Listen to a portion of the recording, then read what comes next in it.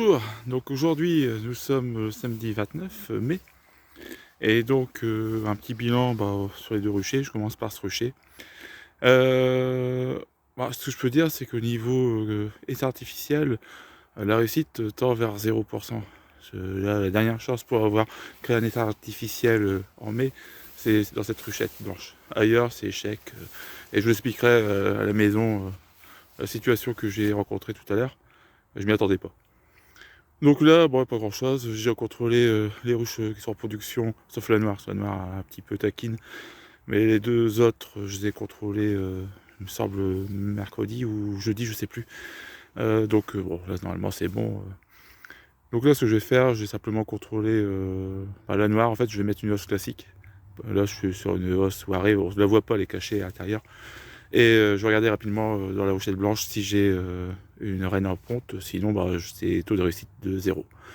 Donc là, heureusement, le beau temps revient, donc je me dis que les essaims ratés, dans lesquels il y a quand même pas mal d'abeilles, et dans lesquels j'ai rajouté, on va dire là récemment, un cadre de couvert ouvert pour relancer un peu la dynamique, je me dis peut-être que ça va réussir au mois de juin. Là, c'est vrai que je m'y attendais absolument pas à avoir un échec aussi important. Alors, certains vont dire, il y a de l'herbe haute qui pousse, il faut couper. Bon, je vais essayer un petit peu de faire un petit passage, mais bon, l'herbe en soi, c'est pas super gênant. Au moins, c'est un répulsif pour les frelons. Ça gêne les frelons asiatiques, s'il y en a. Donc voilà pour ce rucher. Bon, c'est calme. Honnêtement, j'ai connu des soirées bien plus actives. Notamment, c'était le 8 et 9 mai, où c'était vraiment une activité de mielée astronomique. Là, c'est calme. Pourtant, les conditions sont bonnes. Au niveau floraison, je regarde un petit peu ce qu'il y avait dans le secteur. Donc, il y a le colza, un champ, dernier champ, un peu jaune, entre guillemets. Après, on a quelques arbustes qui fleurissent. Le tilleul, il faut attendre, je pense, encore une dizaine de jours. Les boutons floraux sont en train de se former. Après, il y a la rousse qui a l'air de démarrer. Donc, ça, c'est un bon point. Ça veut dire qu'il n'y aura peut-être pas forcément trop de mielés. Et un peu d'acacia, mais vraiment pas grand chose, mais il est un peu loin pour se rucher. Ce rucher se trouve à 2 km, c'est un peu juste. Même à la maison, c'est juste aussi. Donc voilà pour les nouvelles. Donc après, vous verrez le bilan sur l'autre rucher dans la continuité de la vidéo. Allez. Bonjour, petit point sur le rucher, pour dire rucher maison, pour simplement peut-être évoquer la situation de deux colonies. D'abord celle-ci.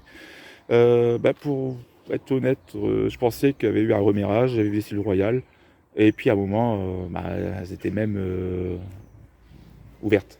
Ouvertes dans le sens où il y avait eu émergence.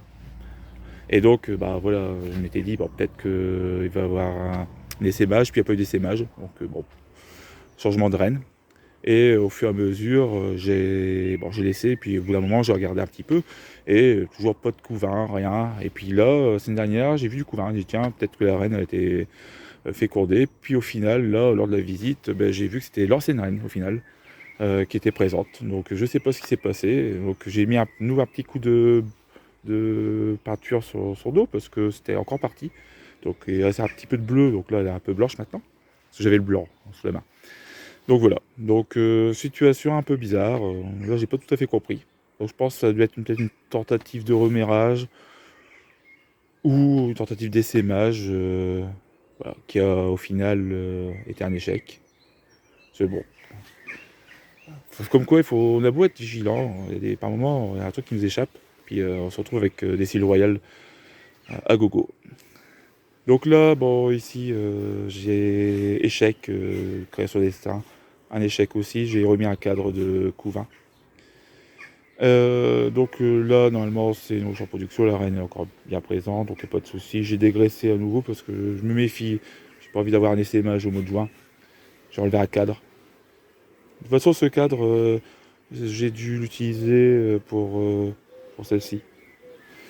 Là, c'est ma reine de secours. En fait, c'est une vieille reine. Je m'utilise ces cadres de ponte pour pareillement pour faire de l'élevage dans les ruches où il n'y a plus de reine, où il n'y a pas de reine.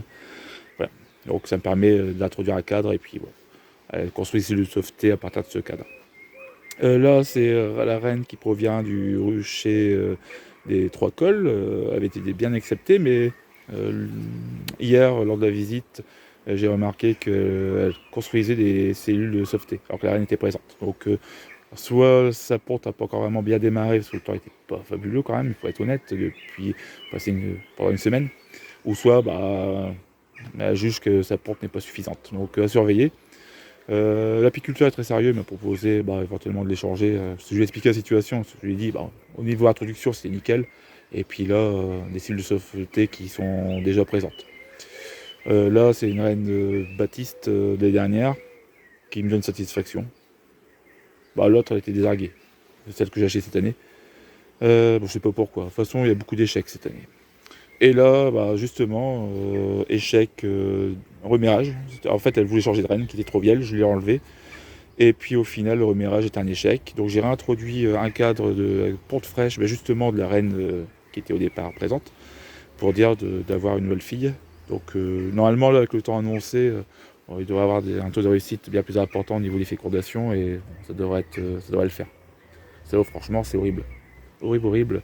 Autant il y a 2 ans, je me plaignais déjà un petit peu du printemps, qui avait été un peu mitigé. J'avais eu un taux d'échec, un taux de réussite de 50%. Là, c'est 0%. Horrible, horrible, horrible. Donc voilà un peu pour la situation. Alors niveau, vous voyez peut-être de hausse, mais au niveau miel, il n'y a pas grand-chose. Ça a bien baissé la semaine dernière. Alors j'ai fait la récolte, et disons que j'ai laissé un petit peu de miel dans une hausse, celle que j'ai pas récoltée. Puis au final, avec le temps, elles ont quand même pas mal mangé ce qu'il y avait. Puis là, avec les 2 jours de beau temps qu'on vient d'avoir, le refroid des stocks, on voit que ça miel quand même un petit peu. Il y en a certaines qui ont quelques cadres bien remplis. Après, il y en a d'autres, on voit surtout dans le corps que ça se remplit. Parce que c'est vrai que je me suis rendu compte que... Et c'est un peu bizarre, parce qu'en fonction des colonies, il y a des colonies qui ont des réserves dans le corps, et d'autres, elles mettent tout dans l'os.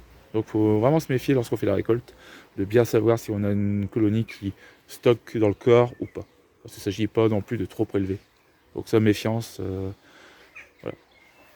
Alors je pourrais pas vous dire exactement si c'est... Il faudra que je fasse des stats en fonction du... Parce que là j'ai des rennes qui proviennent de 3 fournisseurs différents. Bon, 2, parce que le troisième n'a pas encore fait ses preuves.